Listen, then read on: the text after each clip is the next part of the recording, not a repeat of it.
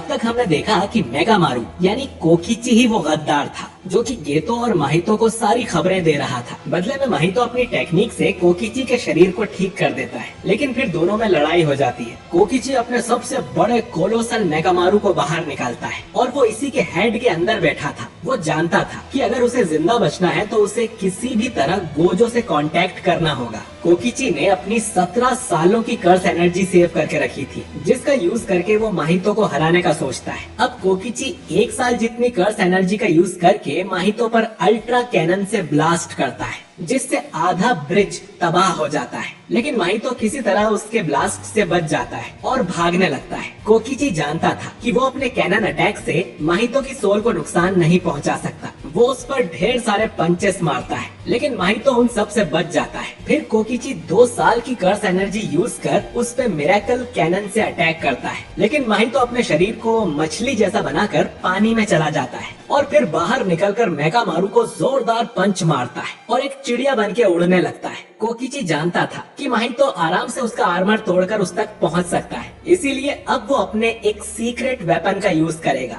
वो एक कैप्सूल को कैनन में डालता है जिसमें उसकी एक कर्स्ड टेक्निक थी, लेकिन वो इसका इस्तेमाल 4 बार ही कर सकता है। इसके बाद वो माहितो की तरफ निशाना लगाकर उस कैप्सूल को शूट करता है, जो कि बुलेट की तरह माहितो के कंधे पर जाकर लगता है। माहितो को लगता है कि इससे कुछ नहीं होगा, लेकिन फिर उसका पूरा हाथ ही गुब्बारे की तरह फूल कर फट जाता है। इसके बाद मेगामारू माहितो को एक जोरदार लात मारता है, जिससे वो बहुत दूर जंगल में जाकर गिरता है। माहितो को यकीन नहीं होता कि कोकिची ने उसकी सोल को चोट पहुंचा दी। मेगामारू फिर से उसे मारने आता है, लेकिन माहितो वापस एक चिड़िया बनकर उड़ जाता है। कोकिची सोचता है कि माहितो का हाथ इतनी जल्दी रीजेनरेट कैसे हो गया। शायद माहितो अपनी सोल का शेप बदलकर ऐसे दिखा रहा है कि वो ठीक है, यानी कि उसका कैप्सूल काम कर रहा है। ये तो भी कोकिची की ये टेक्निक देखकर इम्प्रेस हो जाता है और सोचता है कि कोकिची एक स्पेशल ग्रेड जितना पावरफुल लग रहा है। अब देखना ये है कि इनमें से कौन जीतेगा। अब कोकिची अपनी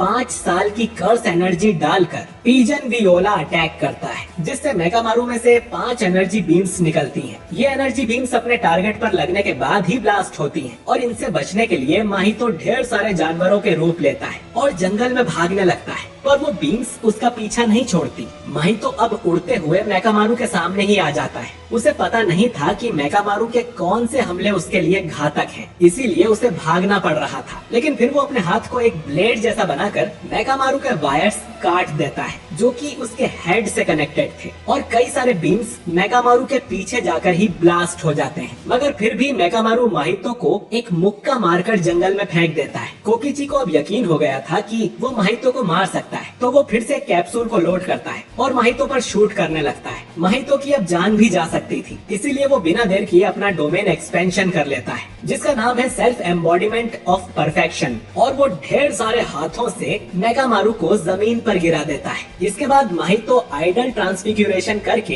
कोकिची को जान से मार देता है। डोमेन के अंदर माहितो इस टेक्निक को बिना उस इंसान को छुए भी यूज कर सकता है। इसके बाद मेगामारू बंद होने लगता है। माहितो बताता है कि कोकिची को लगा होगा कि वो अपनी कर्स एनर्जी बचाने के लिए अपना डोमेन एक्सपेंशन नहीं करेगा, लेकिन शिबुया इवेंट को अभी 10 दिन बाकी हैं और तब तक वो आराम से रिकवर कर लेगा। अब माहितो को लगता है कि वो जीत गया और वो यहाँ से जाने लगता है, लेकिन हम देखते हैं कि कोकिची अब भी जिंदा है और उसके पास 2 कैप्सूल्स बचे हैं। कोकिची बोलता है कि ये टेक्निक हाइनेन एरा में बनाई गई थी, जब कर्स्ड स्पिरिट्स की तादाद बहुत ही ज्यादा थी। ये टेक्निक एक गुरु ने अपने शिष्यों को बताई थी ताकि वो जिंदा रह सके। इस टेक्निक के बारे में ज्यादा लोग नहीं जानते और असल में ये टेक्निक दूसरों को डोमेन से बचाने के काम आती है। अब मेगामारू वापस उठता है और माहितो को उस कैप्सूल से स्टैब कर देता है। कोकिची की इस नई टेक्निक का नाम था new shadow style simple domain. इसे कमजोरों का डोमेन भी कहा जाता है। दोस्तों, ये वही टेक्निक है जो कि मीवा यूज करती है। इसे एक एंटी डोमेन टेक्निक भी कहा जाता है। ये यूजर के चारों तरफ एक बैरियर बना देती है, जिससे उन पर किसी के भी डोमेन एक्सपेंशन का असर नहीं होता। ये टेक्निक कोकिची ने सिर्फ मीवा को देखकर ही सीख ली थी और सिंपल डोमेन की वजह से ही माहितो कोकिची का कुछ नहीं बिगाड़ पाया। अब कैप्सूल के कारण माहितो का पूरा शरीर ही फट जाता है और उसका डोमेन भी तुरंत खत्म हो जाता है, जिससे कोकिची को लगता है कि उसने माहितो को मार डाला।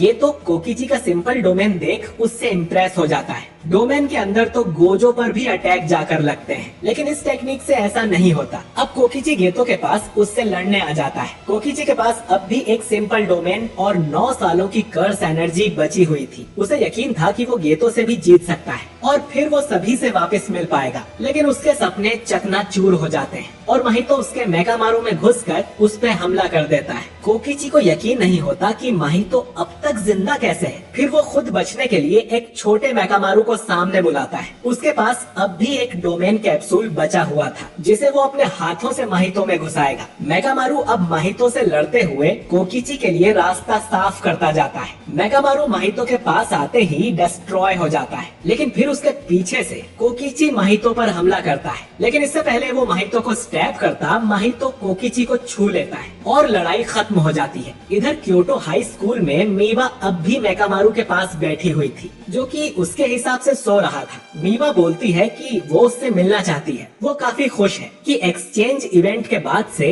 वो सभी स्टूडेंट्स एक दूसरे के करीब आ गए हैं, लेकिन वो मेकामारू के और भी करीब आना चाहती है, इसीलिए वो जल्दी उसके असली शरीर से मिलने आएगी। लेकिन मीवा को क्या पता था कि उसका प्यारा क्लासमेट कोकिची मारा जा चुका है और मेकामारू अब कभी नींद से नहीं जागेगा। इधर माहितो और गेतो वापस जाने लगते हैं। गेतो बोलता है कि ये लड़ाई तो काफी खतरनाक थी, जिस पर माहितो कहता है कि ऐसा कुछ नहीं है। उसने कैप्सूल के असर से पहले ही जानबूझकर अपना शरीर फोड़ लिया था। फिर उसने अपना डोमेन भी हटा दिया, जिससे कोकिची को लगा कि माहितो मर गया है। लेकिन अब ये दोनों तैयार थे शिबुया के लिए और आज से 10 दिन बाद शुरू होगा मेन इवेंट। कहानी अब सीधा 10 दिन बाद 31 अक्टूबर में जाती है। आज हेलोवीन था और शाम के 7 बज रहे थे। हेलोवीन की वजह से शिबुया में आज कुछ ज्यादा ही भीड़ थी। लोग कॉस्ट्यूम पहनकर सड़कों पे निकले हुए थे। 7 बजते ही यहाँ 40 मीटर के दायरे में कर्टेन बिछाया जाता है। सभी आम लोग इस कर्टेन के अंदर कैद हो गए थे और इन्हें बताया जाता है कि ये लोग तब तक बाहर नहीं जा सकते जब तक कि सातोरु गोजो यहाँ नहीं आ जाता। इसके बाद हम देखते हैं कि लोगों की एक भीड़ को कोई अनजान चीज खींच लेती है। अब 15 मिनट्स में कर्टेन के चारों तरफ जुजुत्सु सॉर्सरर्स की टीम तैनात कर दी जाती है। टोक्यो मेट्रो के पास हम नानामी, मेगुमी और ताकुमा को देखते हैं। कियोटाका इन्हें बताता है कि उसके जैसे मैनेजर्स और जुजुत्सु सॉर्सरर्स आराम से कर्टेन के अंदर और बाहर आ जा सकते हैं, लेकिन आम लोग सिर्फ इसके अंदर जा सकते हैं पर बाहर नहीं आ सकते। कर्टेन के अंदर किसी तरह का सिग्नल नहीं है, तो इन्हें बात करने के लिए उसके जैसे मैनेजर्स का यूज करना होगा या तो पहले कर्टेन के बाहर आना होगा। ताकुमा मेगुमी को बताता है कि सिग्नल ब्लॉक होना कर्टेन का सिर्फ एक साइड इफेक्ट है, वो जानबूझकर ये नहीं कर सकते, पर मेगुमी ये पहले से ही जानता था। नानामी अब पूछता है कि गोजो क्या करेगा। दूसरी तरफ हम टीम नंबर 2 को देखते हैं, जो है माकी, नोबारा और नाओबितो जेनिन, जो कि एक स्पेशल ग्रेड 1 है और जेनिन फैमिली का हेड है। इनकी मैनेजर अकारी इन्हें बताती है कि जो लोग कर्टेन से भागने की कोशिश कर रहे थे